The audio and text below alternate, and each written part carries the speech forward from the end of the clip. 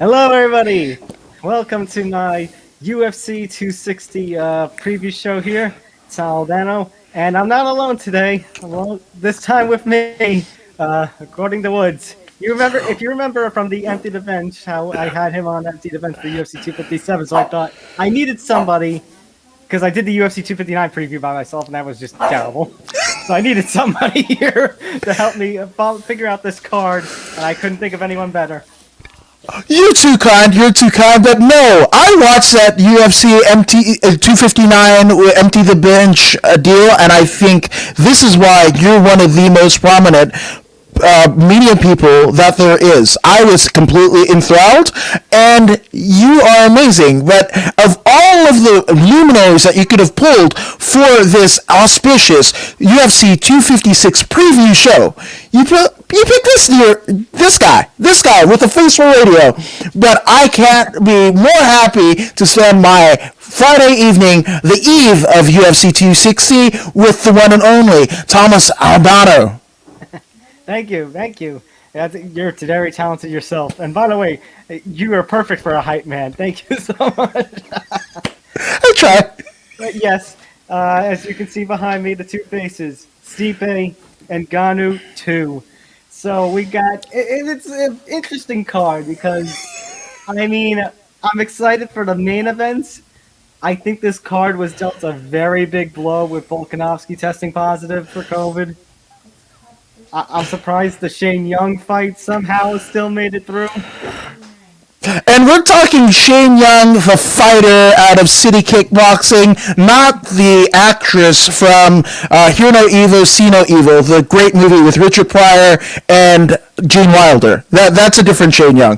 But yeah. And that's also completely different from See No Evil, which is another separate. Yes, there's a lot of Youngs. There's a lot of Youngs is what we're saying. But this is, it's a fun card. Now, the Volkanovski, testing positive for COVID, that was weird. And it was a bit of a weird forebearing of what was to come, because when Izzy fought Jan Blachowicz, if you watch the embedded, right after they step off the plane in Vegas, Eugene Berriman is just like, hey, you guys, no mucking around, because we don't want to be away from our families for 3 months to figure out this COVID. We're in a situation where the entire country have mitigated our COVID cases and whatever, so everybody just go to the room and whatever, and then we'll do everything after the fight. And then one of the people tests positive. Right. When you think about it, you say that, and what comes to my mind, going back to 257, is Dan Hooker, who got knocked out in less than a minute and then had to stay in Abu Dhabi for what? Was it 2 or 3 months? Yeah. Mm-hmm. Yeah. Just saying.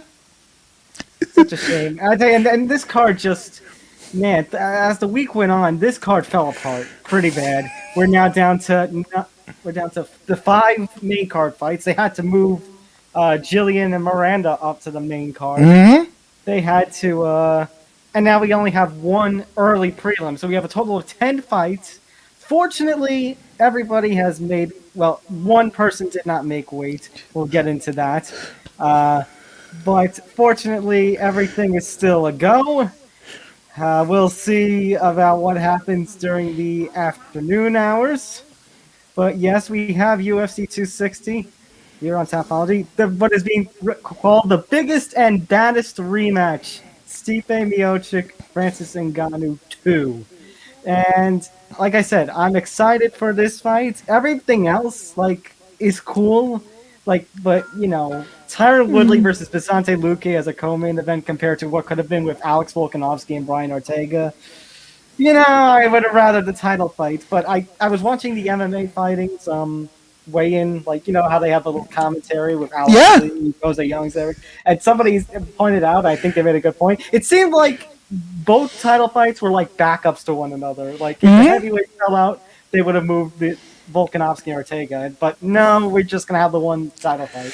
Yeah, and I'm so sad for, not to kind of put a damper on things, but Brian Ortega has been somebody that has been always really, really kind to me. Wouldn't say we're friends, but definitely first name basis.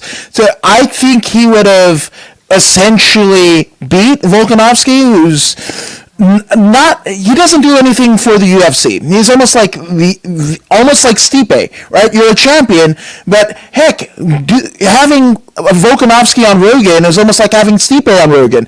I got bored, right? It's just there. So I think there's more money in Ortega as champion than there is Volkanovski. So I'm sad that that's not happening. You also have everybody who's, thinks that I'll say, I'm not sure how much of a percentage of people, but you got quite a few in the MMA community who feel Volkanovski shouldn't be the champ because they feel Holloway won that second fight. Absolutely. So, but here we are, and we're starting off the night with Abu Azaltar and Marc-Andre Barriault. And it's funny because we have a situation where we have two streaks, right? This is two streaks put together. One is a losing streak of Marc-Andre Barriault, and then one's a winning streak of Abu Azaltar. Well, a winning streak with a bit of an asterisk, and Abu Azaltar, not so much in how he's performed, but he's only fought like once in the last 4 or 5 years. Yes, but a win as somebody that is a pretty crappy white belt in jiu-jitsu. I mean, definitely Azaltar has done more in the business than this guy, right? I mean, one would even argue that I might be a keyboard warrior. Yeah, well. But you're right. You're right in that I have to give Azaltar his credit here. Yeah, absolutely. But again, it's rough, right? This one might be one of the most, this is a fight where no stakes are happening because you could make an argument that Barriault has been more active, but again, it hasn't been to his favor. Right. That's it, right? And then you've got somebody on a win streak, but hasn't competed consistently since 2018, right? So yeah, I was going to go through everything. So Azaltar, like you said, is on a 1, 2, 3, 4, 5, 6, 7, 9 fight winning streak. Mm-hmm. He has victories in KSW, in the World Series of Fighting, which we now know is the PFL. Mm-hmm. And yeah, he did fight just once in the UFC, and that was a unanimous decision over Victor Miranda back in July of 2018. He was scheduled to compete twice in 2020, first against Alessio Chirico, yeah. Yeah, but then COVID. Mm-hmm. And then the second time, he was scheduled to fight Joaquin Buckley in October. And October 10th, I believe, was that the night that Buckley put the knockout of the year stamp? Yes. Yeah, that's it. So Abu might have gotten a little fortunate in that one. Oh, and by the way, Abu Azaltar, just to be clear, no connection, I believe, to Atman Azaltar, the fighter who was released for what we now are calling Potato Gate, it seems. Yes, yeah. I don't know if I find a potato excuse, but I don't know how that holds up, right? But I mean, he's essentially UFC Spider-Man, or formerly of the UFC. I think he's back in now, but he's back. Yeah, he's back. But he's the one who scaled the UFC Abu Dhabi bubble just to pass the tag to his friend. His friend come up and then go back down. It was a weird one, and it's so funny because you got to think about it. What is if he put that much effort into planning that whole heist, so to speak, what was he going to do in the fight? I don't know. Really. But going to Marc-Andre Barriault, it's funny that you brought him up and talk about his losing streak because I think Marc-Andre Barriault has been one of the biggest disappointments we've seen in the last couple of years with the UFC. I mean, going from he was, of course, a Canadian prospect. He competed in the TKO promotion, ended up winning the middleweight championship, jumped up in his last TKO fight to light heavyweight, won that belt, then came into the UFC, and his record so far is unanimous decision loss to Andrew Sanchez. Okay, not the end of the world. Split decision loss to Christoph Jocko. Again, not the end of the world. Lost to Jung Young Park in December 2019. And then he scored a victory in his last fight against Oscar Piota. However, he tested positive for Osterine. Now, Osterine, of course, is a big controversy of, how illegal of a drug it is. But nevertheless, it was overturned to a no contest. So this guy is 0-3-1 in the UFC. And after all the hype that he came in from TKO with his double champ. This is a really big disappointment. I would not be surprised. I hate to say it, I would not be surprised if he's back in Canada with a loss here. Yeah, and it's a weird one, right? I think, just in terms of marketing strategy, when you have 2 title fights in the TKO promotion and you finish your opposition of both respective nights with a TKO, KO, that writes itself. I would have quit while I was ahead if I were Barriault. It doesn't get any better than getting a KO in the TKO promotion. Like, that's fun. That's just fun, right? So even an MMA filthy casual is just like, oh, the guy the KO and the TKO? That's a pretty cool party trick. But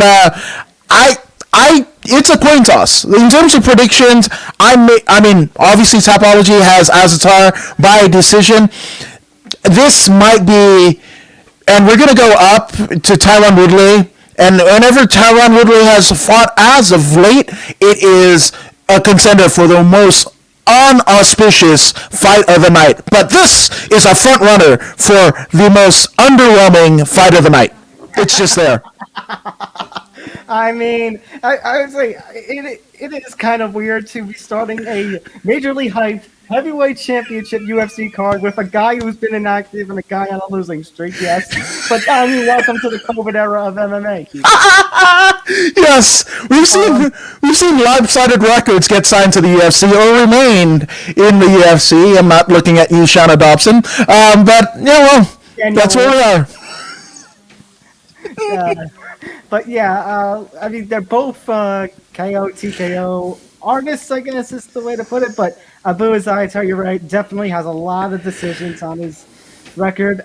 I could see, honestly, as much as Azaltar hasn't been fighting, Marc-Andre Barriault, it's just been so disappointing to see how he's performed in the octagon. He's pretty much, it's been clear losses every time. The Jocko fight, maybe.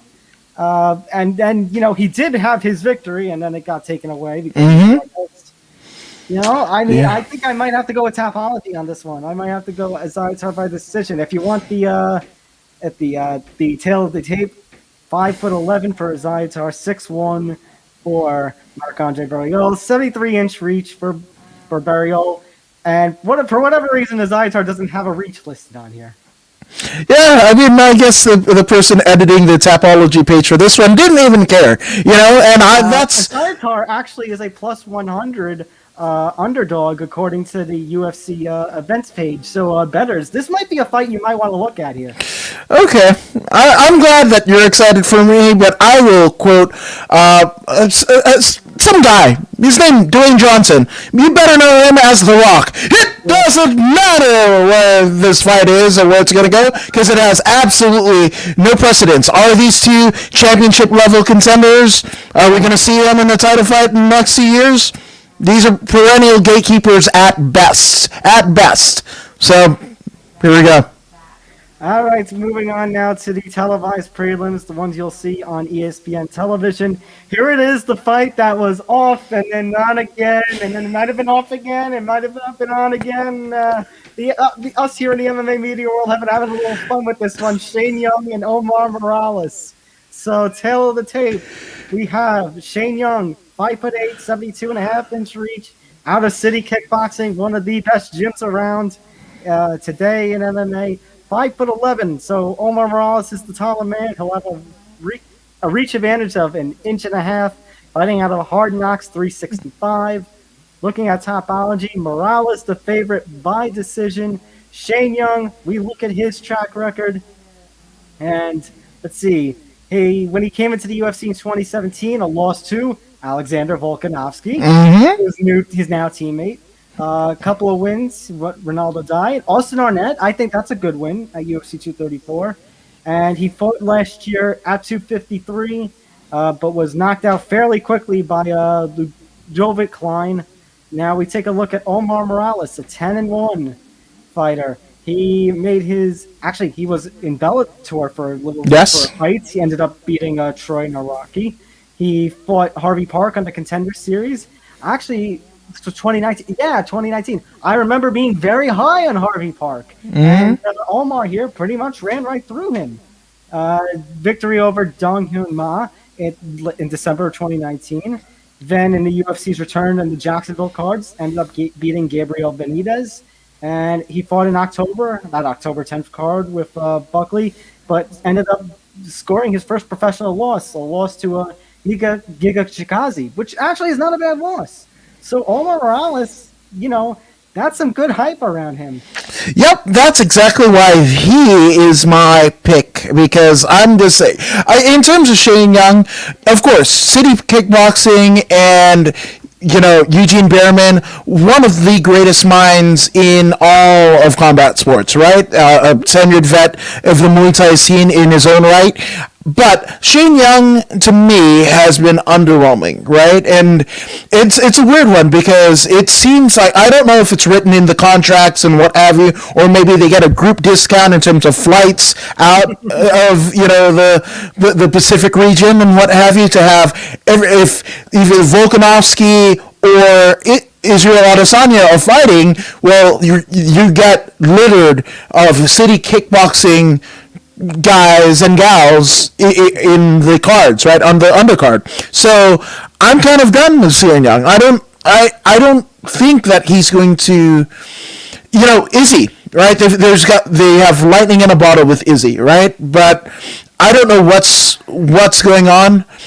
There's a light heavyweight out of City Kickboxing he's pretty much been like the guy who gets knocked out by everybody else on the undercard, right? And I can't remember the gentleman's name, but in terms of all of the city kick, it's not synonymous that, hey, if you have a city kickboxing person, it's going to be awesome, right? Outside of the champions, right? Because even Volkanovski isn't the most exciting person. I fell asleep. Him on Joe Rogan's experience, I fell asleep 10 minutes in, which is hard for me to do because I love Rogan, right? So I'm just saying, this is an underwhelming person from City Kickboxing. I'm not with it.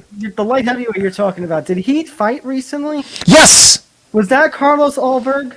I want to say it was. That fight with Kennedy? Yes, that's it. That was one of the interesting fights. It was like awesome, but it wasn't awesome for the reasons that you would expect the fight to be awesome to be. Exactly, just nut shots galore, and so... And they were like throwing so much leather, but nobody was connecting. No, exactly, just like, they got the KO of air and excitement. Like, if excitement was in the room, they were there to swing for the fences and knock it right out of the octagon, because it was not exciting in the slightest bit. So, I think Shane Young...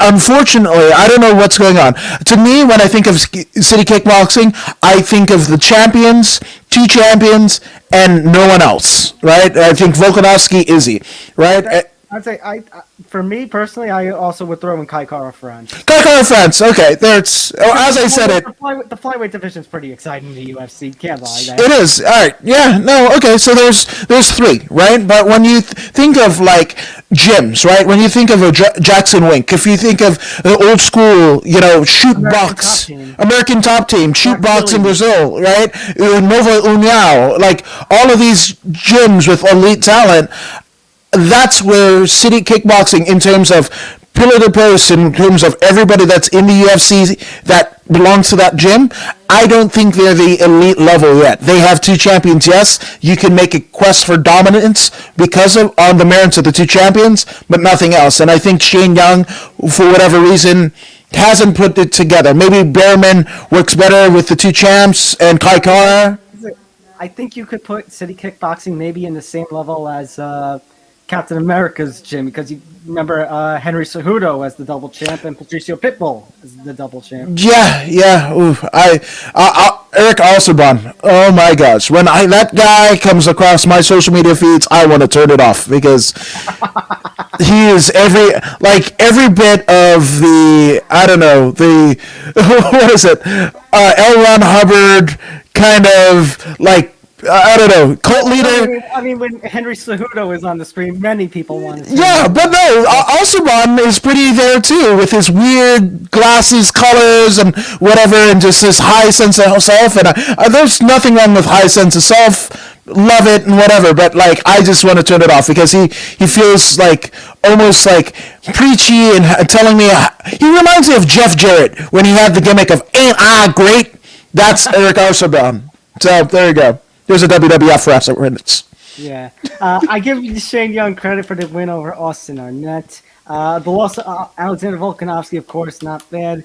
But, I mean, just that loss to Klein. I know Klein may have been a little step up in competition, but just getting finished in that kind of fashion, yeah. I mean, gives you a little sense of doubt when you're taking on a guy like Omar Morales. Like I said, win over Park. Harvey Park was great.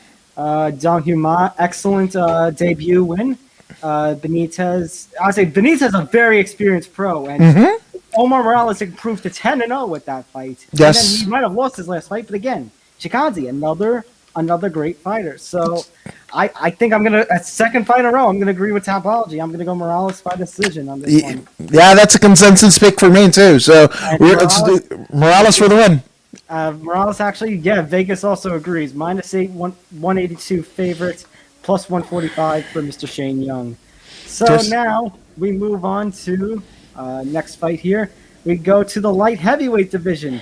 We have Modestas Bukauskas and Mikhail Oleksiejczuk. Yes. Yep. I believe that's how it's pronounced. Let's go through. So, actually, hang on. Click on the wrong one. Let's go to this fight here. And let's switch up the graphic. So, Modestas, 6'3", 78-inch reach. And Michael, 6 foot and 74-inch reach. So, physically, Modestas has the advantage. Looking at the topology, a lot of people are expecting that this one isn't going to go the distance, but they have Oleksiejczuk, a 74% believed by KO or TKO of the 59% who have picked him. So, breaking down their most recent fights, Modestas, I like this nickname, the Baltic Gladiator.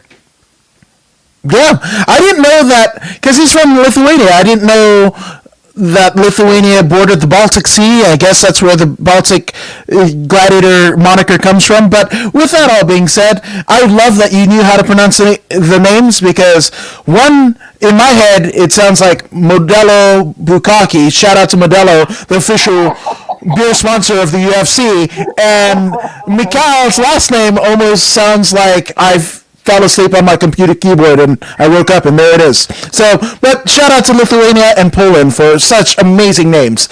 I think somebody's going to get knocked out. This, to me, I think is going to be the first knockout of the night. Somebody's going to get KO'd. It's going to be CTE City. Somebody's going to get knocked out. It depends on who, what, where, whatever, what round. That's all kind of fodder. Somebody's going to get less brain cells walking out of the octagon than they did when they did, which it's kind of everybody, right? But more so here than anywhere else. Well, but now you're trying to trip me up into saying that.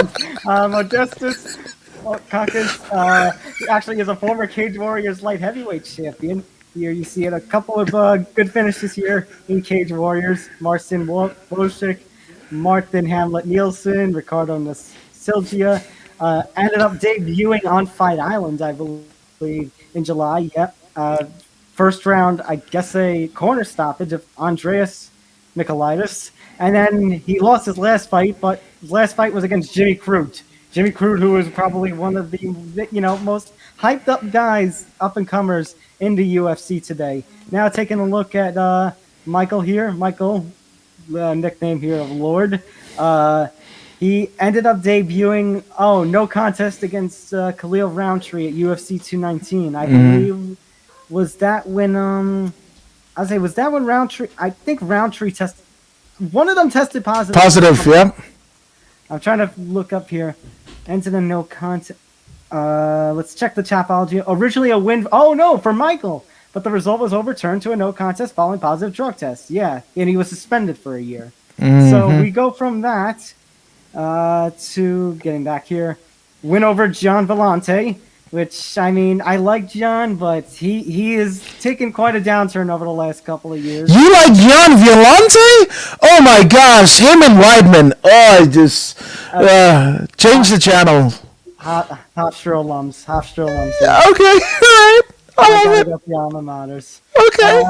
I mean, John Vellante, like I said, John Vellante, there was once a time where he was good, but is starting to fall off. Yeah. Oh, you could say the same thing with the teammate Chris Weidman. So but hey, shout out to Long Island because Zach Ryder, Mick Foley, and Dee Snyder. So thank you for that, and we'll run the great Thomas Albano. So again, shout out to Long Island. Yeah, Long Island, man. Like I said, went over John Vellante. Then a couple of months later, he makes a quick turnaround. He goes from a 90-second finish of Vellante to a 44-second finish of Kazimurad Antigulov. So he's got some hype around him. Then loses to Oben St. Preux via the Von Flu, because of course. Mm-hmm. And then he also gets finished by Jimmy Crute. So it's a battle of guys who have been stopped by Jimmy Crute. Yes. Yes. Like you said, I feel like this fight is probably going to not go the distance. It's probably going to end by a brutal KO. And honestly, this is setting up. Let me look at Bukakis. I mean, Bukakis is a good finisher himself, but this feels like it's a bounce back for somebody. The question is who is it a bounce back for? And considering that Michael was fighting against OSP and Crute, this feels like more it's going to be like a bounce back for him, and it's going to be a KO TKO finish for him. I get a bad feeling. I'm looking at these guys. Sorry to interrupt, but I look at these like minus a fourth rounder and a second round. There's a lot of round one finishes here. I got a feeling this one ain't going out of the first round. Yeah, no, 100%. Now, I almost, in the kind of pro wrestling auspice that the space between my ears kind of reside in, I almost feel like if Jimmy Crute was a little bit more, let's say if Jimmy Crute was a champion, or at least a top 5 guy, right? I would love Jimmy Crute to get licensed by the Nevada State Athletic Commission and ref this and basically do like a double screw job to the people, both of the people that he beat, essentially. Jimmy Crute, I'd say they're going at it, they're swinging away, and here comes Jimmy Crute running into the octagon with a steel chair to knock Yes! 10 points, and Thomas Albano, that is why we're friends. Love it. I might have to like do Extreme Warfare Revenge or something with you one day. Oh yeah, let's do this. Let's do it. I am in. Okay, we will find a date to do that. Alright, but at the end, yeah, I'm gonna go with Michael here. I'm gonna say first round knockout for Mikal. Actually, let me double check the odds here. And Vegas says minus 167 for Mikal. Modestus is a plus 135. So here's the deal. Again, this just reminds me, I'm going to do it, hashtag Modelo Bukkake, the official beer sponsor of the UFC, and I will probably consume a couple Modelos by this time the fight rolls around. So with that being said, a Modelo Bukkake you could pretty much equate to as a Steve Austin beer bash, and that is why I'm going with Modestus Bukkakis for the first round KO. All right, so it seems like we are on the same page once again here. Yeah. So we move on now to the next prelim fight. Here's a prelim fight that I am quite interested in. It's Jared Gooden taking on Abubakar Nurmagomedov. Yes, not Nurmagomedov, not Khabib, but a family member of Khabib, I believe. A cousin, yeah.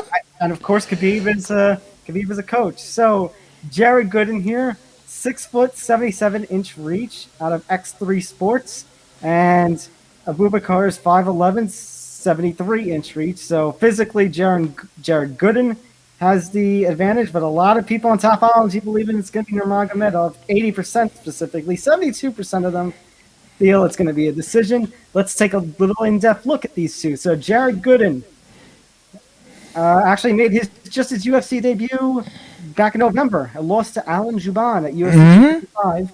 Holds a victory in Titan FC. Competed in Island Fights. Actually has a winning fight in LFA. Competed in NFC prior to that. And now Abubakar. Now I have a funny story to tell you about Abubakar. So, do you remember this fight here against David Zawada? Yeah. Okay, I was in Atlantic City and I was doing, sports gambling for the first time. Like, I just decided to randomly bet on a fight. And I saw Nurmagomedov. I remember how he was a cousin to Khabib. I saw he was a favorite. I know you're usually supposed to bet the underdog, but I was just learning. So I picked two fights. One of them was a women's fight where I picked the underdog. Nothing happened there, but no big deal. So I said, let me pick a fight that I think I can win. And I picked that. And Abubakar Nurmagomedov gets submitted in the first round after taking Zawada down in what was considered one of the biggest odds-wise upsets of 2019. Yeah. Oh, how'd you feel about that? Not good. I didn't lose a lot of money. I did not lose a lot of money. Let me make it clear. I did not. It was just one of those random throw a dollar or two. But God damn, of course. No, fuck yeah, it would be. And that's you got sold a bill of goods. You saw Nurmagomedov, whether it be Khabib, the brother, the cousin, whatever. It's just like. And not just the fact that he lost, the fact that he was submitted in the first round by Nurmagomedov. The sports gods were like, like, we're gonna get this. We're gonna get this. Yeah. If the money were Borat's sister, get this. Get this. Okay, but outside of that, very funny. I mean, Abubakar does have a lot of good wins to his name. Had a nice, decent run for him in the World Series of Fighting.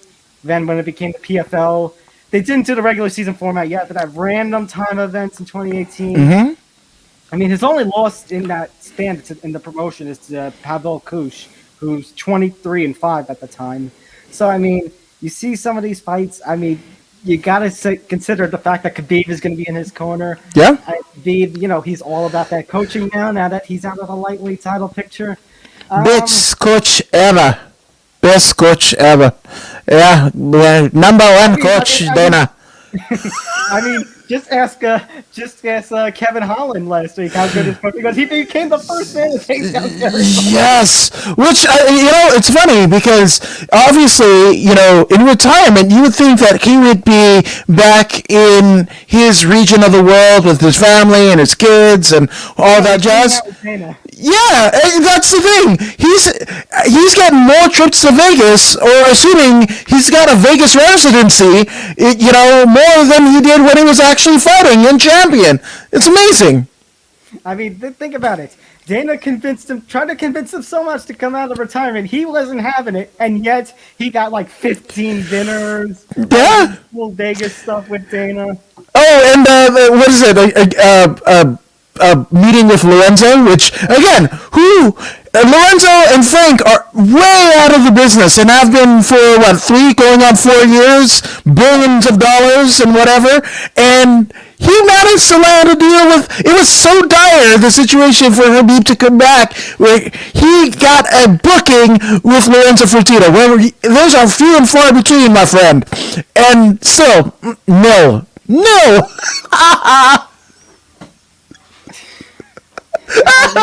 I think Khabib's always going to be an excellent coach. I mean, Islam Makhachev, I feel like within the next couple of years is going to be the lightweight champion. Oh, yeah.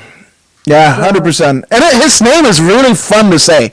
Islam Makhachev. I just want to say that. World champion. I want Bruce Buffer and you. Yeah, Islam Makhachev. I just love the delivery. What that does phonetically from the tongue, amazing. Definitely, and he's got a superstar look to him. Yes, he does. Yes, he does. I'd say Abubakar. I don't know if he's going to get to Islam's level, but after the bad debut that he had in November, I feel like this is going to be the opportunity for Nurmagomedov here to bounce back a little. I don't know if he's going to get a submission of Gooden, but I feel like he's definitely going to get the win. How did I'm trying to figure out what did he do against Juban? It was a decision. Yeah, it was a Yeah, decision. You yeah. know what? I'll go with decision. Abubakar by decision. Wow, I'm surprised, and what such a good and kind soul you are. After I Abubakar cost you money, little money. see. I consider. I think here comes another wrestling reference. So wrestling fans, raise yourselves. See, I consider myself like a basketball. I don't hold a grudge. Ah, 10 points there. I love it. I love it. And Considering Greg Colley is going to be in the Hall of Fame, and Batista, he will, just not this year. oh, guess what? So over on the According to Woods podcast, just dropped one with former WWE referee. Aaron Goose Mahoney, and he was essentially, you know what Tim White was to Andre, the kind of attaché, handler, whatever? Well, guess what? Aaron Mahoney, Goose, was Khali's handler. So I'm just saying. So There you go. There you go. Very appropriate timing here. yeah, it's a thing. See, this is why I have you on, because just a very talented and generous soul, and the timing is just so perfect. Just hugs to this guy here. Just saying. Always top of the bill with Thomas Arana. Thank you. All right. Are you going to agree with me with Abubakar? Yeah, I don't think Gooden stands a chance. And it's funny, because he's Jared Gooden, right? He should be Gooden than the rest. But no, not going to happen. So I'm going with the decision with the Nurmagomedov, which, oh, here we go. This is fun. We've got Alonzo Menifield. Oh, go for it. I know, I was going to say, here it is, the featured prelim of the evening. Alonzo Menifield, Fabio Cherant. Here we have Fabio Cherant is our fighter who did miss weight. He missed it by half a pound. It's fined 20% of the purse. Although, I give a little bit of credit to him in that he taking this fight essentially on 2 or 3 days' notice. Menifield is just... We talk about how bad this card has fallen off. He has been one of the biggest victims of circumstance of this card. He is the Leon Edwards of fight pullouts. My goodness, yeah, it's rough. But Jesse Strader last week had kind of the same instance where he was 3 pounds off, but took the fight on, I believe, like maybe 6 days notice and what have you, right? So it's rough. So it sucks that in your debut you essentially help save a fight on a otherwise underwhelming card, right? And you still get fined 25% of your purse, which isn't much to begin with. And check out Miles Jury's kind of commentary on his YouTube page. You'll see how little it can be. And 25% of that, good lord. Miles Jury has one of the best. Like, if you're looking for a way to see a little more insight on the business of MMA, Miles Jury, the Bellator fighter, former UFC, up and comer. He has an excellent YouTube channel where he provides a lot of details on pretty much how to make it into MMA. And make money beyond MMA, which we should... thank you, Miles Jury. I hope that Tito Ortiz and Chuck Liddell could follow in your construct, or at least become disciples of what you've been preaching, because we wouldn't have gotten Tito Chuck 3 a couple years back, and that did well, right? Did well. Hey, but you know what it also has led us to? It also has led us to Tito basically get to lead a councilman over there in California. Yep. California, the new Florida. So, Alonzo Menifield, let's take a look at him. Coming in on a pair of losses, but the first pair of losses in his career, and they were not bad losses at all. I mean, he went on a 5-0 run in the RFA, which became the LFA. Ended up actually also making a debut in Bellator with a 38-second win. He competed on the Contender Series in 2017. Doctor stopped the win over Daniel Jolly. Didn't get a contract done, but did get a contract with an 8-second finish of Deshaun Boatwright. I would be very shocked if he didn't get a contract in that one. Made his UFC debut in 2019. Win over Vinicius Moreira. Then a win over Paul Craig. And then ended up losing last year to Devin Clark by decision. And then was knocked out by Oben St. Preux in a fight where, if I remember correctly, Menifield still was kind of, in that fight until that punch. Yeah, absolutely. So for that reason, I'm gonna go with Menifield, and it's a strategic one because with Fabio, guess what?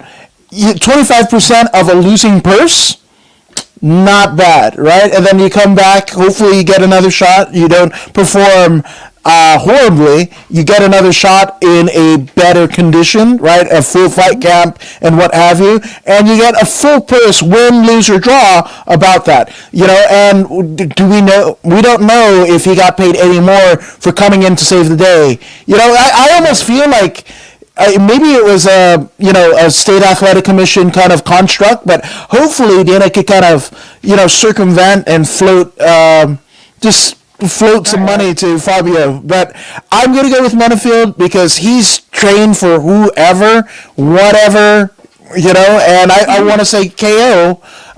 Nothing against Fabio, but I'm gonna MMA math the hell out of this thing. Alonzo Menifield just equates better to me.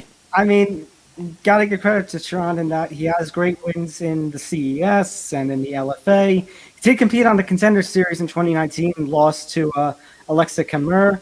But like you said, he's only fighting on a couple of days' notice. He's taking on a guy up and coming in the light heavyweight division in Menifield.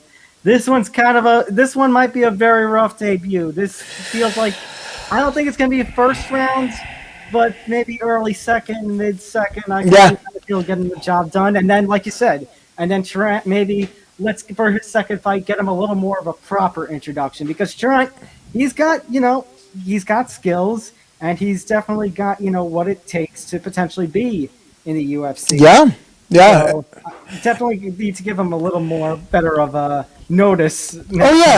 And especially, theoretically speaking, right? Not to get into some of the financials of these gentlemen, but I'm going to say maybe 15 to win, 15, to show, right? And then 25% of that.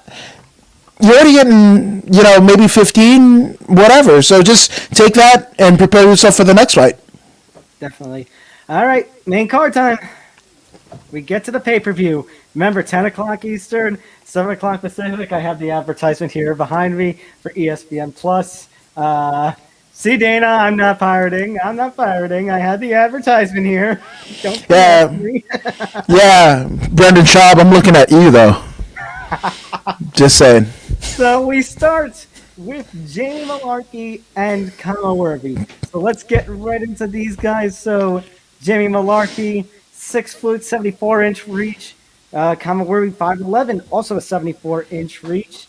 And many people are 86% believe it's Worthy, 72% believe by KO TKO. Mullarkey, we talked about Marc-Andre Barriault and the disappointments that he's had. Kind of a similar run here with Jamie Mullarkey. So he entered the UFC on a 4-fight win streak. He also has a previous loss to Alex Volkanovski, for what it's worth. Ends up losing to Brad Riddle at UFC 243 in his debut. Was supposed to fight against Jalen Turner before COVID happened, but ended up getting injured. So then in October, he fights Fares Ziam and loses by unanimous decision. Now, Khama Worthy is a man of a whole different circumstance with the UFC. Comes in on days' notice to fight a teammate of his in Devontae Smith, pretty much saving the day, like we were just talking about.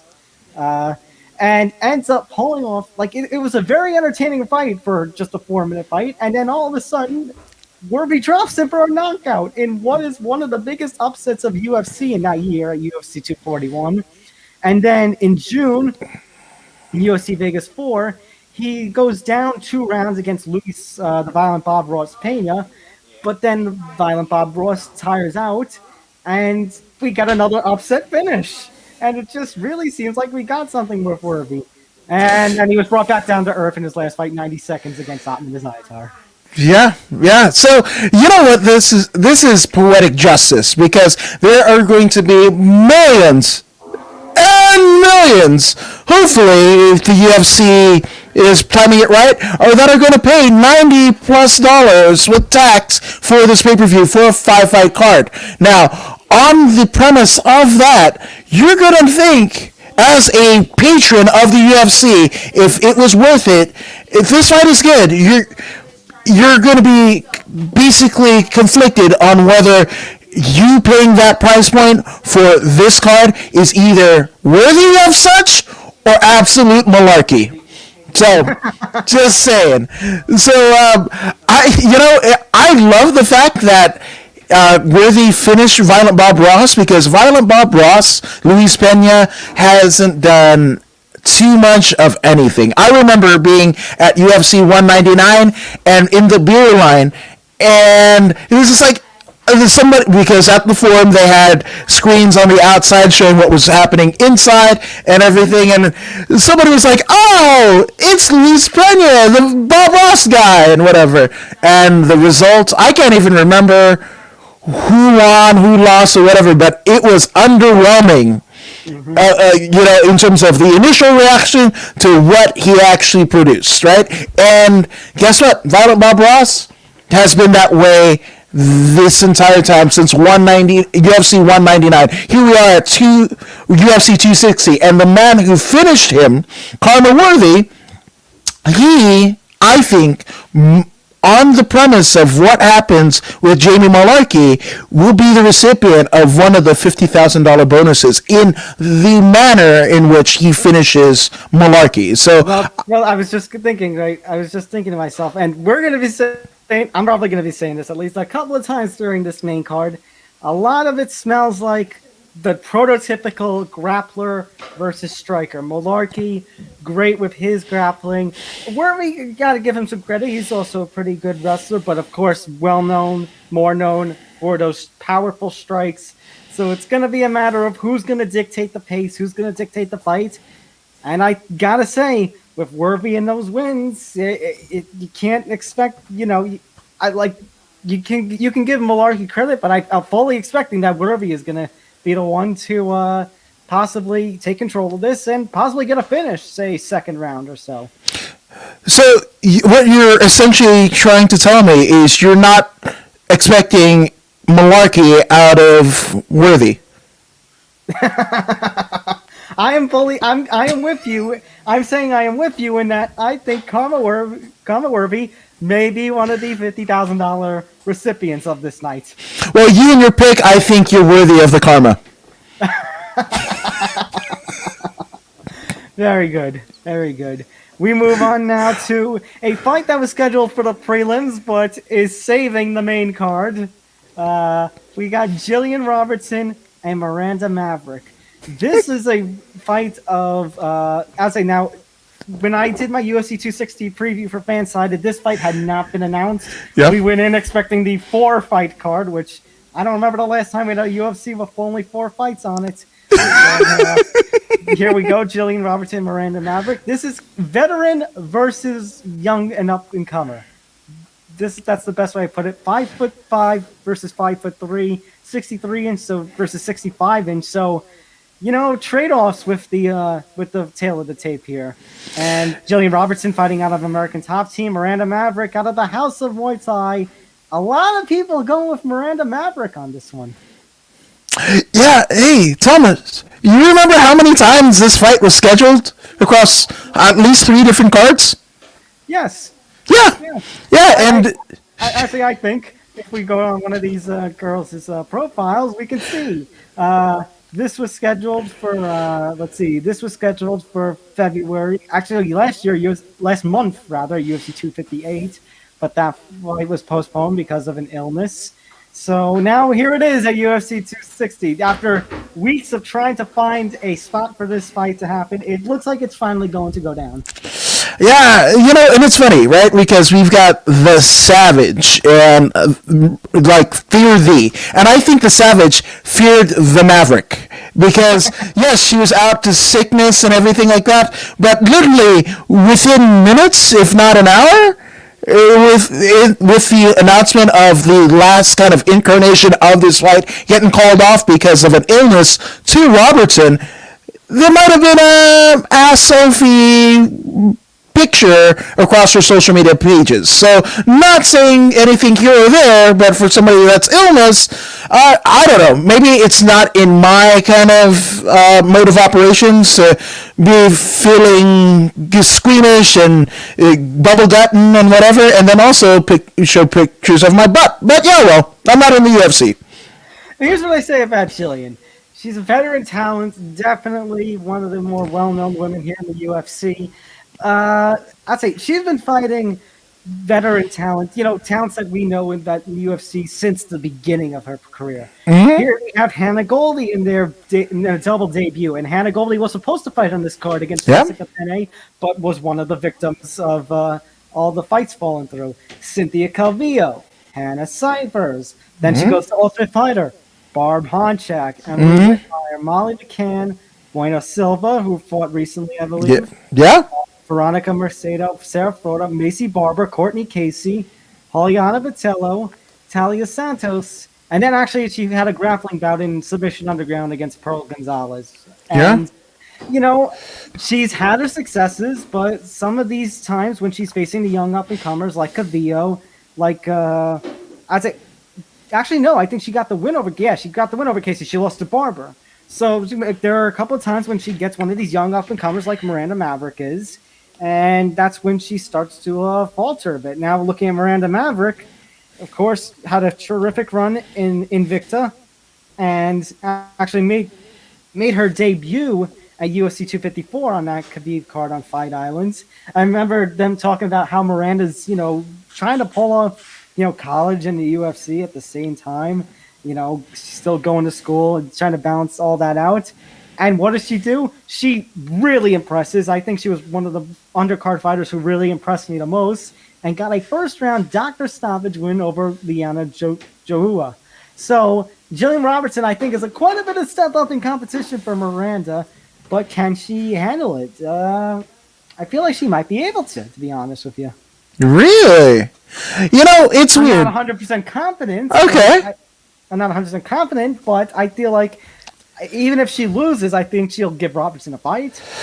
Yeah, no, absolutely. So, what's funny about this, right? Because we mentioned Savage and then Maverick, right? And Maverick is literally Miranda's shoot last name, which I think is amazing. But, Yellow. Miranda Maverick, for some reason, reminds me a bit of Bam Bam Terry Gordy of the Fabulous Freebirds. And, it just, I don't know where it does, whatever, but she just reminds me of Bam Bam Terry Gordy. Now, with that all being said, Bam Bam Terry Gordy, especially in 2020 eyes looking back, he was the most horrible Freebirds. He wasn't wearing a Confederate flag at visually, right? So, with that all being said, Terry Gordy, after his Freebirds run, did a run in Japan, right? And he was a part of a well-known tag team called the Miracle Violence Connection with the great Dr. Death Steve Williams. Why I think that's notable? Because I think you're going to see all three. You're going to see Bam Bam, you're going to see Miracle Violence, and you're going to see essentially Dr. Death. And that Dr. Death, the patient, is going to be the Savage, Gillian Robertson. So I am going to pick Miranda Maverick. A lot of blood is going to be spilled here, but Miranda Maverick for the win over the Savage. If Miranda Maverick can pull it off, actually, let me take a look at the odds makers here. Wow. Okay. You know what's funny? A lot of people, I'm on the UFC site right now, a lot of people, are picking Miranda Maverick in spite of everybody thinking, she could be the underdog considering Robertson's veteran status. But no, Miranda Maverick is the minus 167 favorite to Robertson at plus 134. So I guess a lot of people expecting that the young blood will overtake. And you know what? Since a lot of people are going with it, since Vegas is going with it, since you're going with it, I feel a little more confident. I'm going to go with it. Miranda Maverick will get... I don't know if she'll get a finish here. I think this might actually end up going the distance. But honestly, this might be a fight there. I could see a lot of people sleeping on this fight. I don't think anybody should sleep on this fight. This has all the potential to be a standout performance, for both women, especially for Miranda Maverick. If she gets a win over a veteran talent like Robertson in her second UFC fight, I guarantee you the UFC might try to put the rocket on her. Oh yeah, absolutely. So and unfortunately, Gillian Robertson, it's a zero-sum game, right? Because yes, she's faced a lot of veteran talent, but always kind of wilts in terms of the flower of her fight career, in terms of young upstarts, right? And Miranda Maverick might be, out of all of the people that she's lost to, right? She might be the scariest in terms of Miranda Maverick's ability and what have you. So, like I said, I don't think Gillian Robertson's face is going to be Instagram selfie ready after this fight. There won't be any selfies there. There won't be any lifestyle pics, whatever. She's going to get brutalized. So, just saying. Moving on now to an interesting fight here. We talk about a return. Here's the return of the Sugar Show. Sean O'Malley, as he takes on another return in Thomas Almeida. Well, let me correct myself. Thomas Almeida did make his return in October, but that was at featherweight. This is a true bantamweight return for Thomas Almeida. So, for those of you, actually, let's go over to physical, the tail of the tape. Physical edge is actually going to go to Sean O'Malley, 4 inches in height and 2 inches in reach. Thomas Almeida, I remember a time, Mr. Woods, where Thomas Almeida, as you can see here, was one of, if not the most up-and-coming star in the bantamweight division in the UFC. And then once he lost to Cody Garbrandt, Cody Garbrandt, Jimmy Rivera, Rob Font, 3 not bad losses. Those Right. 3 guys who are running the show at the top 10 of the bantamweight division right now.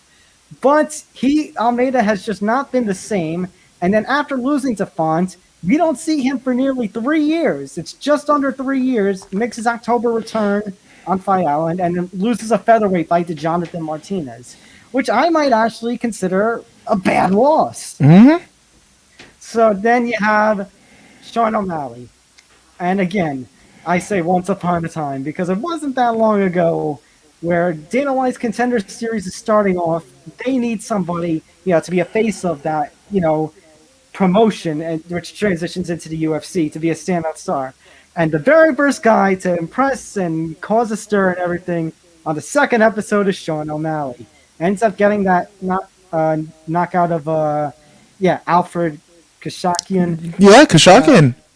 Ends up beating Terion Ware. Andre Sukhanov, which, by the way, Andre should have won that fight, but had terrible fight IQ. If he had just not attacked, tried to get O'Malley to stand up in that third round, he wouldn't have been able to. Andre would have won that fight. Then after the injury, also gets into some USADA trouble. We don't see him until last year, where he defeats Jose Alberto Quinones and Eddie Wineland. That Eddie Wineland knockout, I have to say, was one of my favorite knockouts of 2020. Damn. Then the Chito Vera fight happened. Mm-hmm.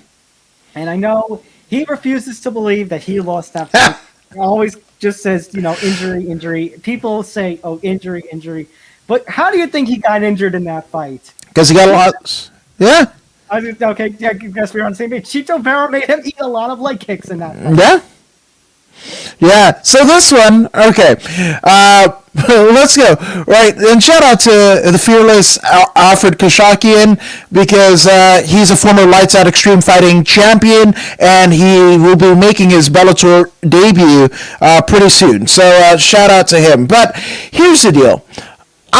This probably will not happen, but just for me, I would love for Thomas Almeida to right the wrongs of everything that's happened. I mean, nothing against Jonathan Martinez, but Jonathan Martinez may look like a Simpsons character. So you got knocked out by a Simpsons character in real life. So with that all being said, I want him to right the wrong of the Jonathan Martinez loss, right, most recently, and derail the Sugar Show in a way that Chito Vera did. Now, you mentioned names in terms of the win-loss record of Sugar Shot O'Malley, right?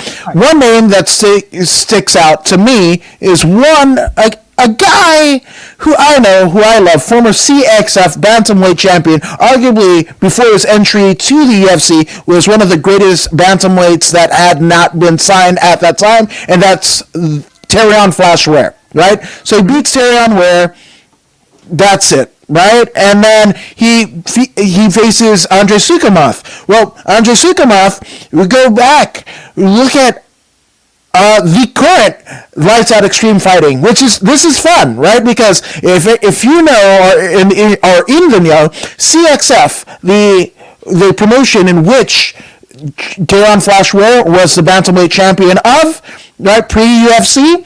Mm-hmm. Well, it's now Lights Out Extreme Fighting, where the reigning Lights Out Extreme Fighting champion is former UFC roster member of the Warrior, Albert Morales, right? And I was there with Albert Morales as he defeated Andre Sukumov at UFC 209, right? So great win, ended up being Albert's only UFC win. Great times. So, and that all being said, I just don't like Sean O'Malley. Here's the deal. You're a father. I'm a father. You tattoo your face. Like, what are you going to tell that girl? Like, Daddy, I need some help figuring out life. The pearl of wisdom is going to come with somebody from a tattooed face that isn't belonging to any tribe, at least what I know, right? No, he's not Polynesian, he's not Melanesian to tattoo and Wales tooth or whatever. Yes, absolutely. So I am a big advocate for, much like we brought up Miles the Fury Jury in terms of fighters that can figure it out beyond the cage and make a living for themselves. And Sean O'Malley has done that. His Twitch channel almost rivals Mighty Mouse Johnson in terms of being able to monetize your streaming video game playing. So shout out to you, Sean O'Malley, for that. But I don't want him in my UFC. Like, when, he's done great things and he's doing great things with life. He has a wonderful family life and whatever, but it's almost like with Roman Reigns when he was battling leukemia. I was just like, man, he's a father and a husband. Don't want to see him die, right? But do I want him to make a comeback? Absolutely not. Sean O'Malley, same deal.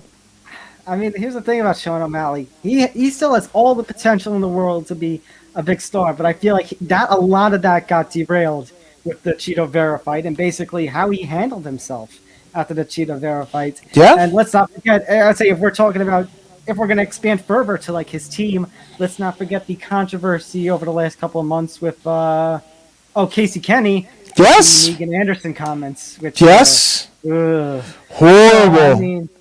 I mean, Sean O'Malley is not doing any favors for himself. And you're right, on the experience factor alone, Thomas Almeida should have a clear advantage in this fight. The problem is we haven't seen Thomas Almeida. Like, he had the one fight against Jonathan Martinez, and then, I mean that was supposed to be his big comeback. It was at featherweight, but it just did not work out. And like I said, those fights against Garbrandt, Font, they aren't bad losses, but you could start to see maybe a little bit of a downturn in it. And that's the thing about O'Malley. Love him or hate him, at the end of the day, he still has the biggest potential. Now, that being said, if Almeida can pull off the victory over O'Malley, and I kind of want to see that happen. I think the trajectories for these two, it would be like one of those movies, one of those movies where, like Freaky Friday, where they switch. Yes! Like, you can see the trajectories pull off a switch where O'Malley will start to go on the downturn, and maybe Almeida could start to make his comeback. But as of right now, I'm started to become less of a fan of O'Malley after everything on with Chito. But I'm still going to expect him to win this fight. This smells like the UFC is going to try to use Almeida and the competition. Because now once O'Malley beats Almeida, what's going to happen is they're going to say, oh, O'Malley beat Almeida, who fought Cody Garbrandt and Jimmy Rivera and Rob Font. Even though Almeida lost to all three, they're going to try to bring O'Malley up on that pedestal. That's what this fight tells me. That's what this fight is feeling like. Yeah, I want Thomas Almeida to thwart all of it and finish. I want a first round KO. I want him to go ahead and attack the legs that Chito Vera did. And it's a heel deal, right? And I don't care. It's a clear weakness. It's a clear weakness. Yeah, absolutely. Sukumov got him with it, and Sukumov should have won that fight. Like I said, it was just poor IQ, and then Chito Vera actually finished the job with that fight. Yeah, so I'm just saying, Almeida, I'm not a coach. I'm not an MMA expert. but I'm going to say attack the hell out of Sean O'Malley's legs, because with that, you thwart a lot of his own kicks. You thwart his triangle choke, right, which O'Malley has been prone to do. That gets taken right off the table. Hey, leg kicks and calf kicks are all the rage this day in MMA. Oh yeah, it's the new vogue. All the kids are doing it, and all the kids that aren't tattooing their faces and sniffing glue and drinking lean. So for that generation, O'Malley, it will be a star to them. They are a part of the Sugar Show, but I want the curtain call to be called on the Sugar Show, and I think Thomas O'Malley. Thomas Almeida. Why did I go O'Malley? Oh, I hate him. But Thomas Almeida is going to be the one who pulls down the curtain and draws the final lights of the Sugar Show. I think, unfortunately, Sean O'Malley will get the win. Like I said, I think the UFC is trying to use this for the big bounce back. But if Almeida can somehow pull it off and get the win here, I think I might place him in with Khama as being, a potential recipient of a $50,000 check from Mr. Dana White. Oh yeah, and you will see TikTok and Instagram videos of me going, "Woo!" That the Sugar Show hopefully will be ended for the final time. I mean, I called that the Sugar Show was over when he lost his undefeated streak to Cheeto. Yeah. Well, Sean O'Malley doesn't believe that, so there you go. We'll see. All right, we got a co-main event to talk about.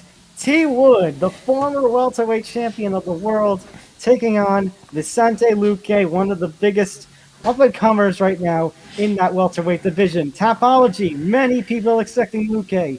54% of that 77% by decision.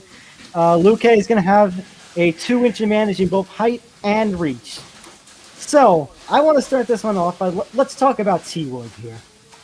Tyron Woodley, there was once upon a time where he was the welterweight champion of the world. He viciously knocked out Robbie Lawler. For all the wrestling that he does and all the grappling extra, he knocked Robbie Lawler's lights out for that title. And then in his first title defense, that draw against Wonder Boy at MSG, hell of a fight of the night. You could have made an argument for either guy winning. Of course, it goes to a draw. Then 2017 arrives, and we start to see a different side of Tyron Woodley. The second fight with Wonder Boy was not that good. It was quite a downfall. I thought we couldn't go worse from the women's featherweight inaugural title fight with Holm and Durandamy the month before. Yeah? That was kind of a new low, Tyron and Wonder Boy 2. I was there. UFC 209 in the T-Mobile Center in Las Vegas. We mentioned Albert Morales and Andre Sukumath, which ended up being Albert Morales' only lone UFC win, right?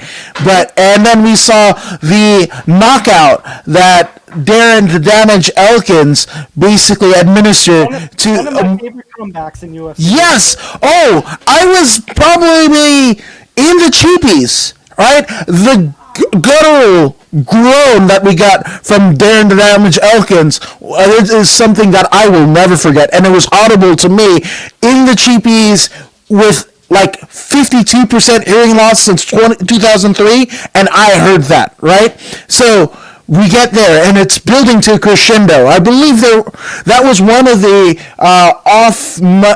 maligned, Habib Nurmagomedov and Tony Ferguson fights, and that was supposed to. That was the third time. That was the third. It was the interim type. Yes, absolutely. So, with that all being said, it was just momentum, especially after the Darren Elkins Merced Bektik fight. And I have been to many a wrestling show, many MMA fights, boxing fight, concerts. I have never heard boos like I did with Tyron Woodley and Stephen Wonderboy Thompson. So with that being said, former Strikeforce champion, and he was exciting as all hell. He was exciting as all hell when he knocked out Robbie Lawler, but it just seemed to go on a decline. And one would attribute it to his dalliances with things outside of MMA and what have you, but he said in The Embedded that he feels like there's a target on his back. I'm sorry, Tyron. He put it there because here's the thing. You want to piss off the promoter. Okay, cool. Right. 2, now you have the fans against you with boring fights.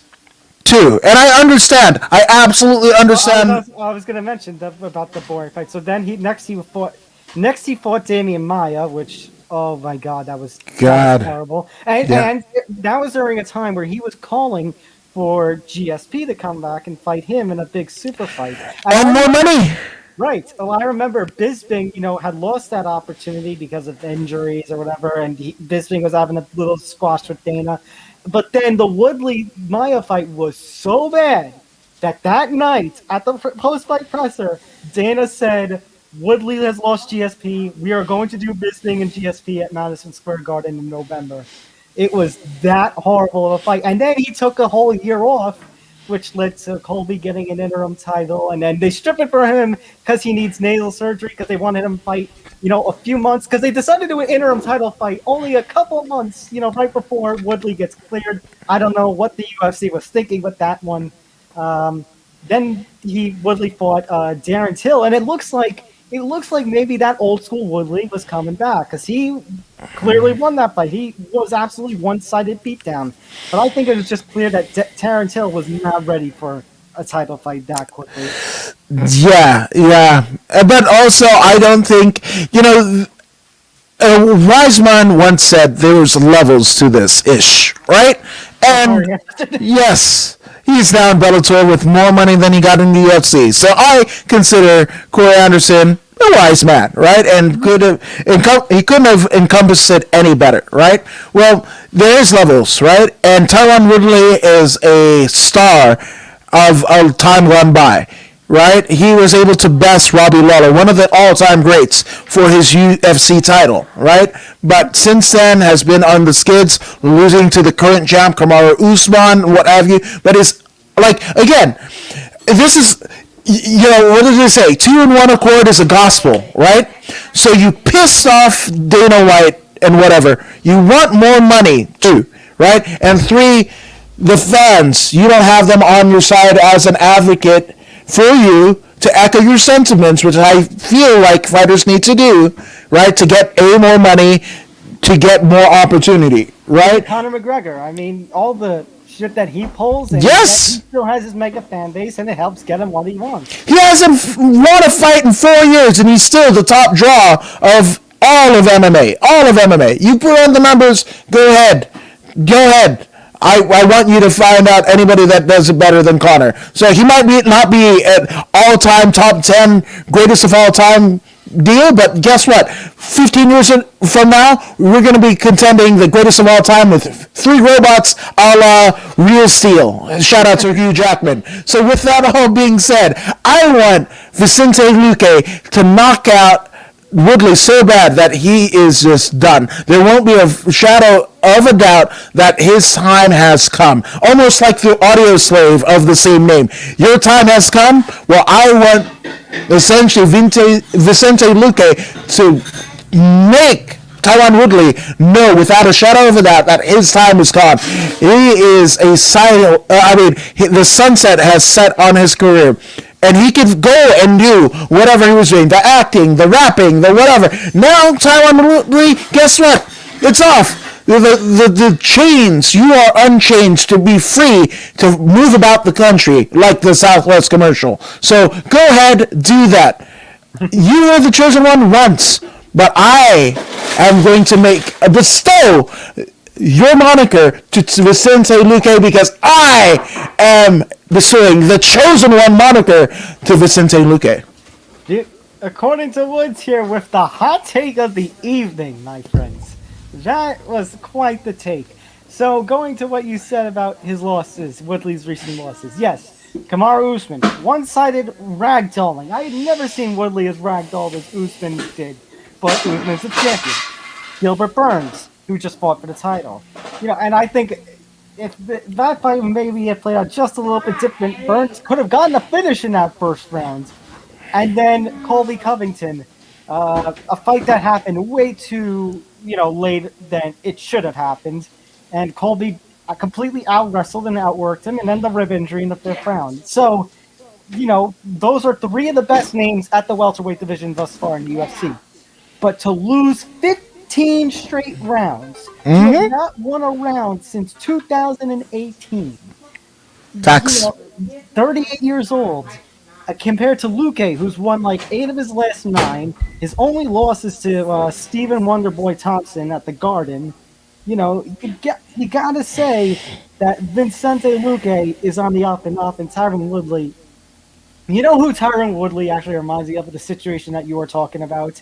Maybe not so much with the rap, maybe with the acting, or the visions outside of MMA, but about the boring style, the wrestling-based style. Tyron Woodley and his feud with Dana, it reminds me a little bit of the early 2010s. Dana had a feud with a certain John Fitch. Yes! I remember a quote that Dana once said that if he ever had insomnia and needed a way to fall asleep, he would watch a John Fitch fight. Yes! Yes! I feel like we have taken that, how they say in wrestling, sometimes every 7 years or so, and an angle kind of revives itself in different circumstances. I feel like the Dana John Fitch feud we can now see in the Dana Tyron Woodley. 100%.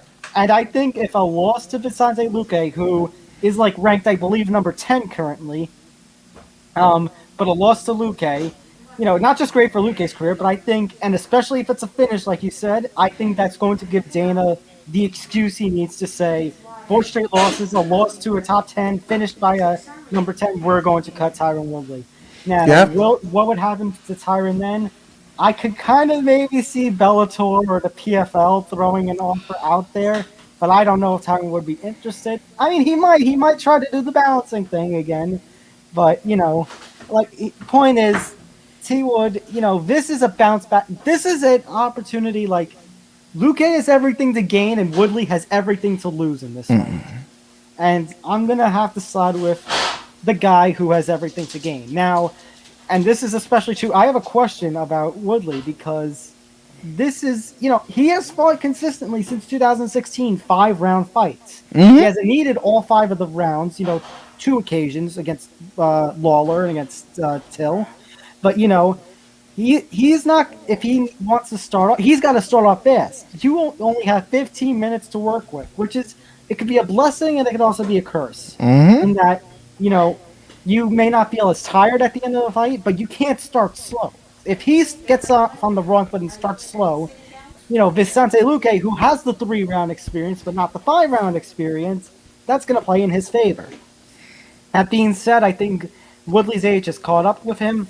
I think Woodley's, I think the Covington fight, if he was not excited and didn't perform well in the Covington fight, and you saw the bad blood between those 2 for years, against an up-and-comer like Luque, not going to happen. I'm going again, that should have been the Gimme fight, right? You and Covington, right? The blood feud. I mean, anything. Any combat sports, boxing, pro wrestling, Muay Thai, whatever, right? Hell, AJ Azagam and... yes, absolutely. So...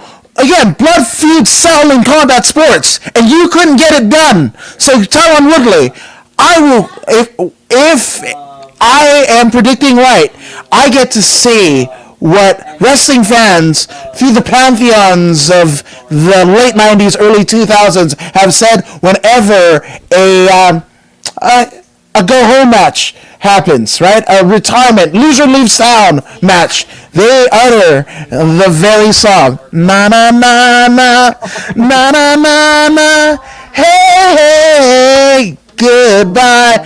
Bye, Woodley. Yeah, I've got a feeling this is going to be the last time we see Tyron Woodley in the UFC. All right. It's time. It's finally time.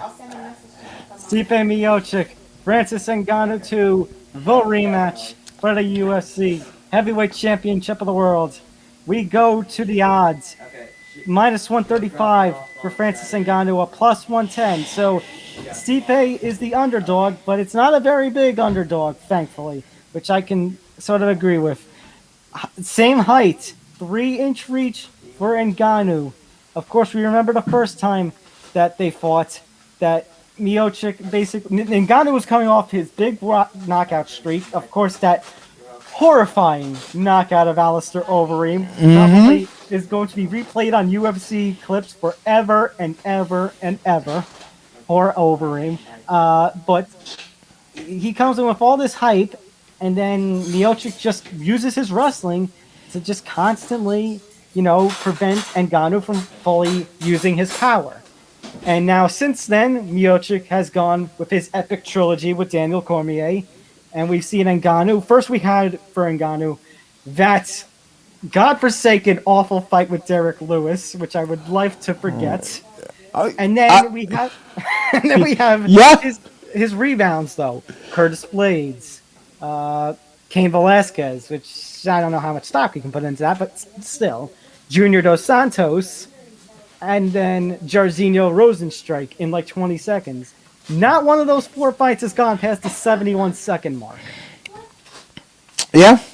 So here's the fun one, right? Just going into, they're billing this as the biggest, baddest rematch, right? That's the selling point, right? Now, why is it the biggest, baddest rematch? According to Dana, it is because you have Stipe Miocic, who is, you can make a debate, for maybe one of the classic old school UFC heavyweights, but Stipe Miocic, possibly with a win here too, solidifying himself as the greatest heavyweight in UFC history. And to his credit, there's only been one person who has defended the heavyweight championship 4 times in total, 3 consecutive, back-to-back times. That is Stipe Miocic. And then you have Francis Ngannou. Everyone's been talking about Francis Ngannou, how he hits like a Ford truck, has the most force in his punches in UFC history. So you got one of the best, arguably the heavyweight GOAT, taking on a guy who, let's face it, they want Francis Ngannou to be the heavyweight champion. That's exactly what I hope you would say, because otherwise my addendum to it would be garbage. But, so thank you for the layup. No, that is it. Stipe Miocic, with all of the, the accomplishments that he's made in his now 2 title reigns, reigning supreme in the UFC, is there money in Stipe Miocic? No. Outside of Cleveland, if he was the Cleveland champion, if he was the Ohio State champion, you might give a damn about Stipe Miocic. Here's what I say about Stipe Miocic and like star power and money or whatever. Taking a line out of one of my favorite current product WWE guys, and one of his storylines, Daniel Bryan's, Miocic is a B+, which is not a bad thing. He earns a good $750,000 to $1 million a fight, but and he makes some good buys. I mean, it's the heavyweight division. Everyone's gonna buy to see the heavyweight division, but he is not a Conor McGregor. He is not a George Masvidal. He is not a Brock Lesnar. I mean, we're talking about the heavyweight Mount Rushmore conversation with the, that the ESPN posted earlier today. Yes, I think you got to consider maybe not put Brock on there, but on the 4 heads, but you got to consider him because what did Brock do? He drew money. Yep. And eyeballs. Money and eyeballs, right? That's what you want here. Right. Miocic does do a good job of money and eyeballs, but not to the level of Conor McGregor or George Masvidal or anything like that. How many times as heavyweight champion, with all of the things that Stipe Miocic has accomplished, has he been on Joe Rogan's Experience? I don't even know. Maybe 1 time, if any. No, I can't think of a time. How many times has Francis? Francis, wasn't he? Just recently. Agreed, right? That right there, folks. That right there tells you, just in terms of star power, where fighters themselves, rather than even getting foregoing the $50,000 win bonus, they tell Joe Rogan right there, hey, can I be on your podcast? Right there, the biggest moment in their life. Stipe Miocic 1 time, and funny enough, December 2017. Really? Around the time they announced that he would defend the heavyweight title of next month against Francis Ngannou. Wow. You see, I can't even remember Stipe Miocic being on Rogan. And I'm an avid Rogan watcher, right, and listener. So I can't even remember. That just tells you, in terms of the star power. Again, he might be, out for a Nobel Peace Prize. The fact that you're a heavyweight champion of a fighting organization, world heavyweight champion of a fighting organization, and then you are a full-time firefighter. That's awesome. Great. Amazing, right? But guess what? Does that move the needle?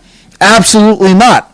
Absolutely not. We see in the NBC series Young Rock how the great Rocky Soulman Johnson had to live the gimmick, right? Even though they lived in a hotel, right? He had to drive the nice car and whatever. When you saw Ric Flair, you know what a champion looks like. And here's the thing. I think it is detrimental with all of the accomplishments that Stipe Miocic has earned. I think it's a detriment to the UFC overall, because here's the thing with combat sports, whether you go boxing, wrestling, whatever, you could tell the vitality of the business overall on how much attention from casuals are bestowed on the heavyweight division. I mean, right? and you can talk about, how, I'd say to Stipe's credit, he does it because he loves it, it seems. But the heavyweight champion of the world, the guy with the title, the baddest man on the planet, needs another job. Yes. Besides, I'd say, and Stipe, as I say, again, he moved. I'd say for the moving the needle, here's how the needle moves. I'm trying to get my finger. Here's how the needle moves with Stipe. Little bit, but not to the level of Conor, Jorge, or like Nate, where the needle moves like this. Mm-hmm. Yeah. Yeah. So it's awesome. It might be cool for Parents Magazine. It might be good for, I don't know, but firefighters today, right? That's But the fact of the matter is, it was good when it was Shane Collin, right? Shane Collin was an engineer, getting paid way more money in engineering than probably Stipe does as champion, with all of the accomplishments and all of the amazing knockouts and submissions and performances that he has. And speaking of with money, Brock Lesnar and Shane Carwin, one of the biggest heavyweight fights in the UFC, one of the 25 best fights in that series that the UFC has run. Actually, that was the first UFC pay-per-view that I bought, was Lesnar. Yes. And you are not alone. There was a lot of people that bought that as their first inaugural purchase as a young whippersnapper of UFC patronage, right? So, with that all being said, here's the way that it's going to go. And I think the Tapology and probably the odds makers will do this, where if the finish happens in half of like 2 minutes and 50 seconds of the third round. Well, guess what? Yeah, so that's the time stamp. 2 minutes and 50 seconds, right, of the third round and behind it. From the opening bell to 2 minutes and 30 seconds. 30, yeah, it's Ngannou KO, right? But if it goes beyond, and if it gets to 2 minutes and 30 seconds into the third round, 31 seconds into the third round, it's all Stipe all the way. I mean, here's the big question. Again, we talk about grappler versus striker with Tyron Woodley and Vicente Luque. We talked about that with Jamie Mullarkey and Khama Worthy. Once again, the wrestling of Stipe Miocic and the knockout power of Francis Ngannou. Who is going to get their shit in first? Who's going to overtake and dictate the pace of the fight? And I completely forgot about this, but for the UFC Apex, 25-foot cage, the smaller cage, who is it going to benefit more? Ngannou. You think it's going to be Ngannou? Because some people could argue that he won't be able to avoid Stipe's wrestling, but I can kind of side with you in that Ngannou. But here's the thing about Stipe, and why I'm kind of leaning towards him a little bit is, and I've been going back and forth on this fight forever. It's ever since it was announced. I have not had a clue. But here's the thing. Ngannou has talked about, I've improved in so many areas. I've improved my wrestling, my grappling, my cardio. But the problem is, and I said this in the fan side of the preview, so please go check that out. Cheek plug. Mm-hmm. It is one thing to say it and then not do it at all. It is one thing to say it that you have been practicing your shit. You Yeah. have, but you don't need it. And then there is a third thing to say it and put it on display. And Ngannou right now is in the second realm because he has not needed to show any improvements in grappling or in cardio. He has quickly knocked out Curtis Blades. He quickly knocked out Cain Velasquez, quickly knocked out JDS and Jairzinho Rosenstrike. Stipe Miocic is a whole other level, let's face it, compared to the rest, a lot of the heavyweight division. I mean, it seems like Stipe and Francis, they could both beat Jairzinho. They could both beat Curtis Blades. This is the truest champion versus number one. This is the truest clashing of styles. Now, that being said, I'm a little surprised that more people have picked Miocic according to Tapology. But like you said, I'm going to pretty much agree with you in that I would even say maybe in the first 2 rounds that only that Ngannou has to get this job done. But I was gonna say, I mean, I say, could Miocic get the TKO? I mean, I don't think Not so a either. chance. I Not don't a think chance. so either. Although the body shots against Cormier, yeah, I could. Okay. Look at the midsection of Cormier and look at the midsection of Ngannou. Okay? What gets through first? DC. Yeah. Yeah. Here's gonna be I can kind of official pick was Stipe by decision. I could see the wrestling being too much for Ngannou again, only because we haven't seen it. We need to see something from Ngannou. We need to see him either get a lightning quick finish of Stipe, or we need to see some of that talk that he has been talking about on display in terms of grappling, in terms of wrestling, and getting, and defensive work. Now, that being said, I think the biggest storyline to all this is not just who is the best heavyweights currently in the world right now. How do both of them, especially Ngannou, and if he wins, looks, considering the fact that there is a certain man who is awaiting in the wings for the next title shot, and that being one former light heavyweight goat, John Bones Jones. That's something I want to see. How both of these guys fight, and whoever wins, how will that translate to a fight with Mr. John Jones? I think this is the appropriate, kind of ending to this. Let's talk about this fight, and let's bring the John Jones element into it. I'm almost underwhelmed by the talk of John Jones recently. When it was first announced and the light heavyweight title was given up, I was just like, yeah, John Jones, that's gonna happen, but that was only interesting to me if it was John Jones and DC finishing up their trilogy at heavyweight, and essentially John Jones, think about this, right? This is like the WrestleMania kind of tie-up, right? Like WrestleMania is the construct where all of the feuds of the 365 days, the 52 weeks of the year, everything kind of culminates for the blow-off here, right? So you have DC and John Jones, right? John beats DC soundly, taking 3 straight, right? 3 straight. Right? And then basically have John Jones and Israel Adesanya for the heavyweight title. Like, that would have been it. I actually wanted to see, if I'm booking this, basically Adesanya, have his gold, gets the light heavyweight gold of Jan Blachowicz, and then challenges Jones. Like the trainer said. Right, absolutely. And you would have basically kiboshed the Jones-DC feud and the Izzy-John Jones feud, right? You would have put the kibosh on all of it. Now that DC is not there, now that Israel Adesanya lost to Jan Blachowicz, I couldn't have been less interested in John Jones' heavyweight title run because there's no heat to it. Also, the fact that he hasn't fought in 14 months now. 14 months, yeah.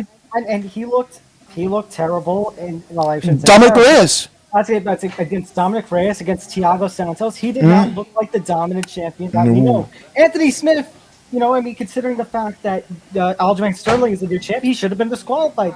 That is 3 straight fights in which I personally felt John Jones should have lost the light heavyweight championship of the world. Yeah. How is that going to translate?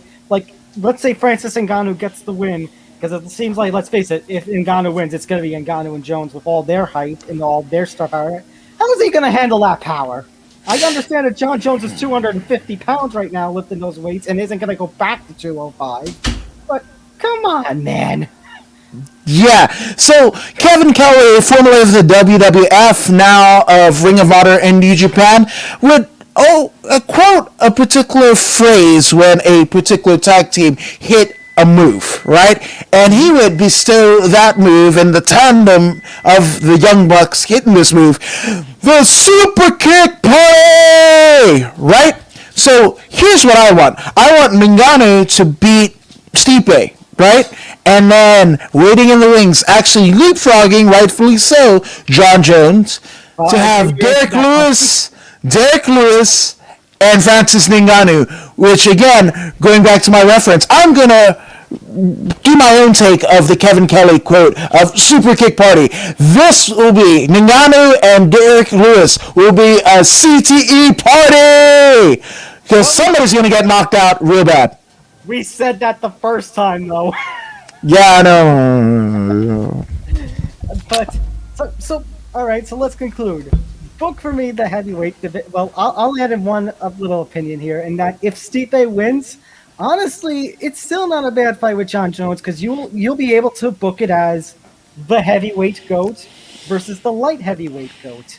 I mean, let's face it, they both have earned their GOAT status. Now, it wouldn't be as entertaining. Have they? Right. Have they? Josh Barnett, former UFC champion, heavyweight champion in his own right. I mean, if Stipe is considered one of the greatest of all time for defending the title 4 consecutive times, well, Barnett fought 4 times in one night. And he wasn't the only one, right? Now, the level of competition, you can put the asterisks in, the level of competition wasn't there. The tournament, we don't right. have in the UFC. Yeah. Whoever sees in the UFC is now allergic to tournaments and Grand Prix, even though Bellators are absolutely fun. Oh, same thing with PFL. Good Lord, PFL, you win $1 million.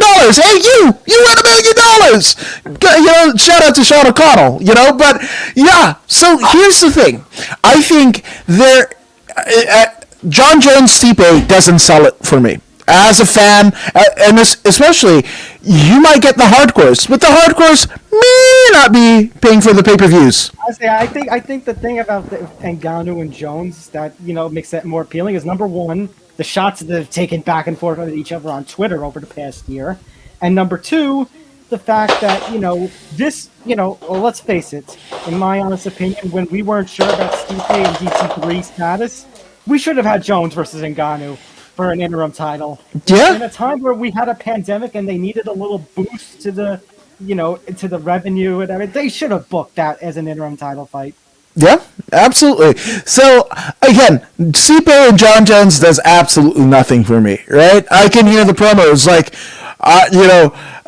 John Jones will, be that, born again, religious whatever, and then just heel it out. Like, something will come out in the media or whatever, a mic gets left on or whatever, and he's the true heel. And then what is Stipe's response to it?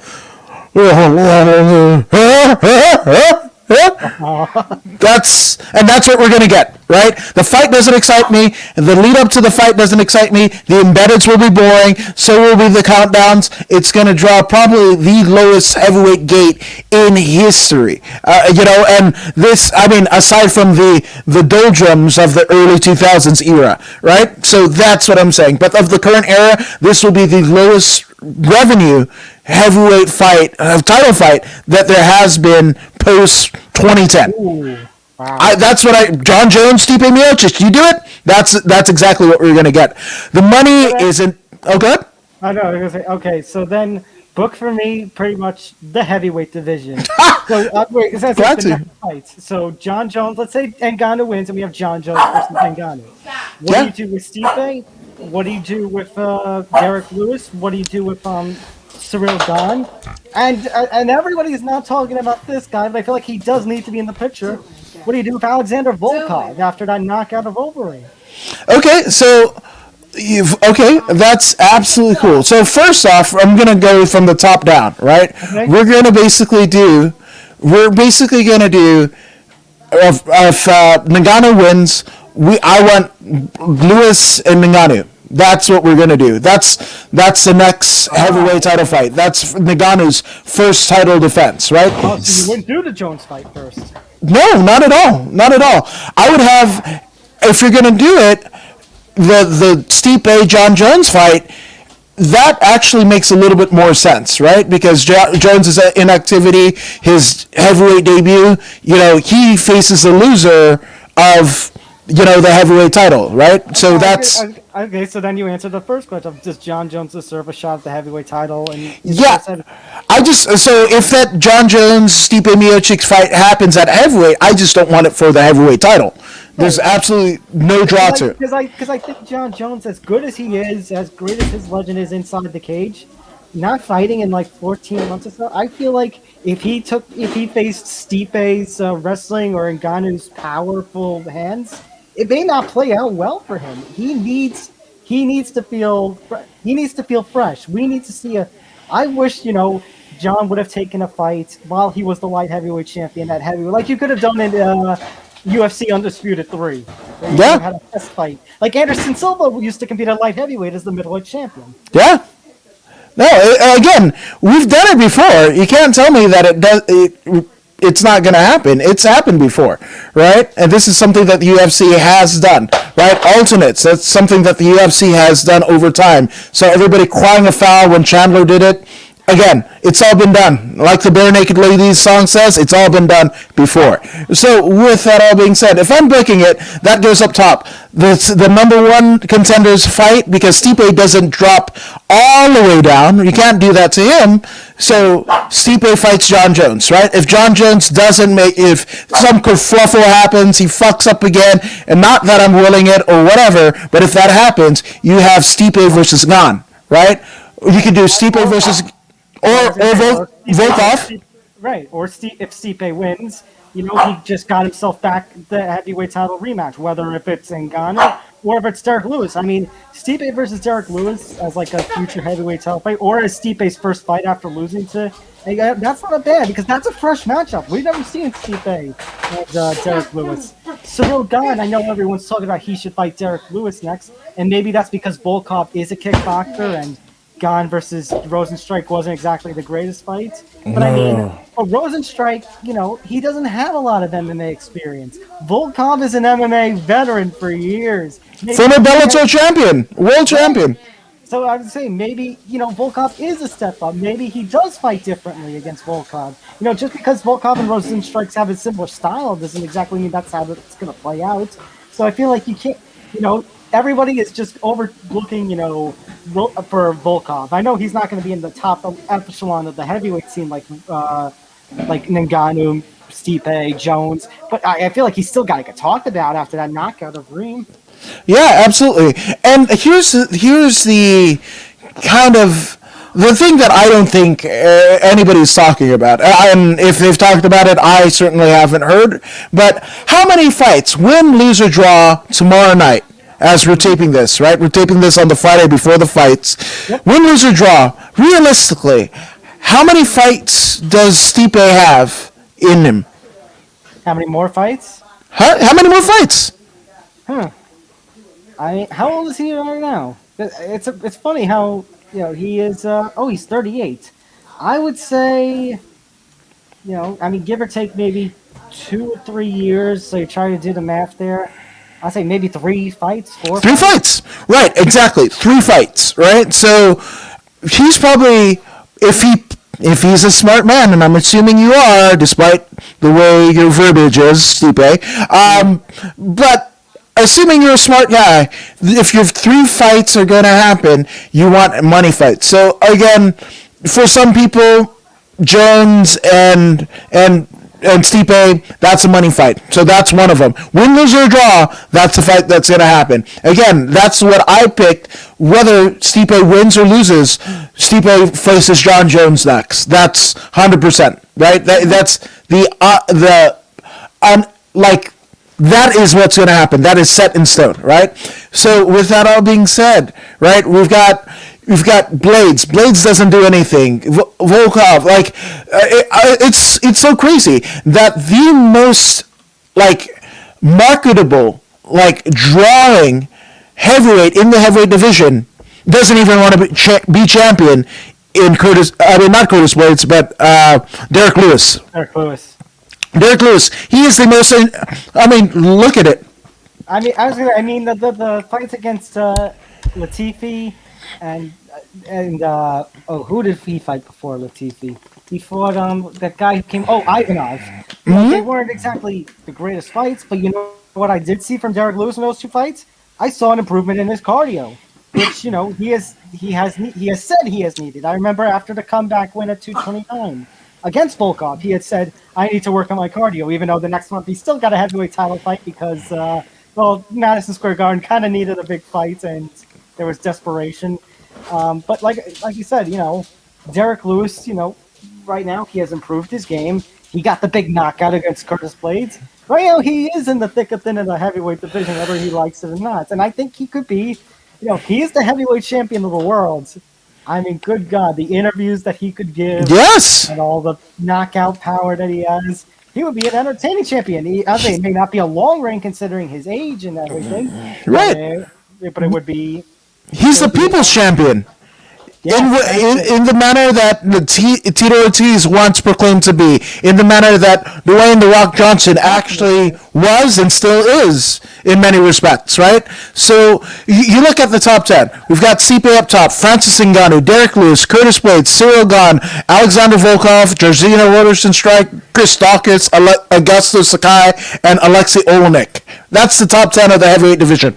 So here's the fact of the matter is, none of those draw money. None of those, aside from like an Overeem, aside from a, who is sneaking outside of the. So, yeah, there isn't really any big money. I guess John Jones coming up would be the money. John Jones, like, but then the light heavyweight scene doesn't have exactly a money draw. Right. Unless Jan Blachowicz is going to get some hype around him after the Izzy fight, which I don't know. Right. So here's the thing, right? So Stipe, right? Going back to the greatest of all time and where Stipe sits in the mantle, right? How he's in terms of history. Anybody looking back at this portion of history, right? Really, Stipe only has 2 fights. Derek Lewis, Francis Ngannou. And Francis Ngannou, he's facing tomorrow night for the second time. Everyone else, it's not exciting. I am not, and even Stipe retires today. Ngannou, like the run that Ngannou is going to have, he's going to reign champion for quite a while because he KOs everyone here. Now, obviously, some people have beat him previously, right? But this is a new Ngannou. I believe that. I absolutely believe that, right? So with that all being said, aside from this fight and wherever John Jones falls and wherever Derek Lewis, this almost reminds me of the heavyweight division of boxing where you had Andy Ruiz, Tyson. Are you talking about Tyson Fury? Tyson Fury, right? Anthony Joshua, and the other guy with. I guess Wilder, even though... Deontay Wilder, right? Yeah. So it was exciting because for the first time in a long time, we had a heavyweight division where not just one guy or 2 guys or whatever. We had 4 guys on top that were all drawing money in their respective regions of the world, right? And this is the same thing, right? And beyond those 4 guys in boxing, you get nil in terms of public engagement, social media engagement, views on TV, views on pay-per-view buys, all of that. Outside of those 4, it was nil. It was scorched earth. You have some up and comers like say Joe Joyce or Daniel Dubois, but Right. not at the level. Not that the casual will plunker down another $100 to pay to see them fight. No, I don't even think that anyone is going to be willing to throw out the $70 or $80 that Ruiz is going to fight Chris Arreola in a couple. Nobody cares. Nobody cares, and it's looked at as a fall from grace for Ruiz, once lineal heavyweight champion of the world, and even to his own kind of discussion, he got too big for his britches, right? So it's almost the exact same thing happening in the UFC heavyweight division, where you've got Stipe, Ngannou, Blades, Jones. Beyond that, it's scorched earth in terms of public recognition, who these people are, whatever, and I was really hoping that we would have Reem at the top. Reem and Stipe, I think that would have been an interesting fight. I was going to say, I wish that Reem might have been able to win against Volkov, so Reem's last UFC fight could have been a heavyweight championship fight. Exactly, right? And you get a comeback story, and then whoever's still there after Reem retires, with the heavyweight title, they can kind of figure it out, and it adds even a little bit more intrigue, right? But again, beyond Stipe Miocic, Francis Ngannou, who are fighting for the second time tomorrow night there, and John Jones and Derek Lewis, again, you've got Curtis Blades, who's like, I'm a true martial artist. I need a title shot and whatever. And Dana White told his ass, guess what? Guess what a traditional martial artist can do? Go and teach taekwondo, judo classes to kids in a fucking strip mall. That's what I think of you. So he obviously doesn't see you as champion, which I don't know where Stipe falls in there, because if I were Dana White with that same construct, I would think of Stipe Miocic, the reigning defending heavyweight title, going in tomorrow night this same way. I don't see how he doesn't, but it's a weird one with Dana White, even beyond the Meniere's disease. So with Dana, if you heard him at the press conference yesterday, he was like, he was talking about, Stipe, because he arguably has the GOAT status, maybe he does deserve the rematch, but over Ngannou versus Jones. Well, you don't know. Although your theory is in there, and I kind of like your theory, your unique take on everything. And Stipe and Jones should be next, regardless if Stipe is the heavyweight champion or not. Yeah, that's it, and it makes sense, and it makes John Jones a son. All the doubters and haters of John Jones, and there are a lot of them, but that would quill a win over Stipe Miocic. You can't tell me that he wouldn't be the proper recipient of a heavyweight title fight, and he has a fight going on with a top, like a former champion, right? So that makes sense. That makes sense. Title or no title, I think it fights itself. I don't want to see it happen for a title, to be honest with you, because I don't see any money in it. And again, controversy creates cash, to kind of borrow Eric Bischoff's head of ideology. But it does. It absolutely does. So again, I want Francis to win, and whoever he fights, that's going to be the money fight. I really want his first defense to be against not Curtis Blades, but Derek Lewis. Derek Lewis, that sells it. So he KOs, before the 2 minute and 31 second mark, of the third round, he KOs Stipe Miocic somewhere in there, right? Shuts up Marcus Marinelli and the striking coach that looks like Beaker from the Muppets. Yeah, absolutely. So they get quilled, and then you get CTE City. We get a CTE party with the Black Beast and Francis Ngannou, the Predator versus the Beast. It writes itself. It's redemption for Francis in two angles. Number one, in the angle, for tomorrow night, can he revenge that loss that he has said himself at the press conference? He did not feel like himself that night. He fucked his world up. That's what he did. And then if it plays out the way that you wanted to, that fight with Derek Lewis, can it be a double redemption? That fight that we thought we were going to get the first time around, will we get it a second time around? Hopefully not. It's going to be an interesting night tomorrow night in more ways than one, especially that heavyweight championship fight. I can't wait for it. Thank you all for tuning in. Thank you, Mr. According to Woods, for coming on, displaying your knowledge, giving your hot takes, because you have plenty of hot takes tonight. I love it.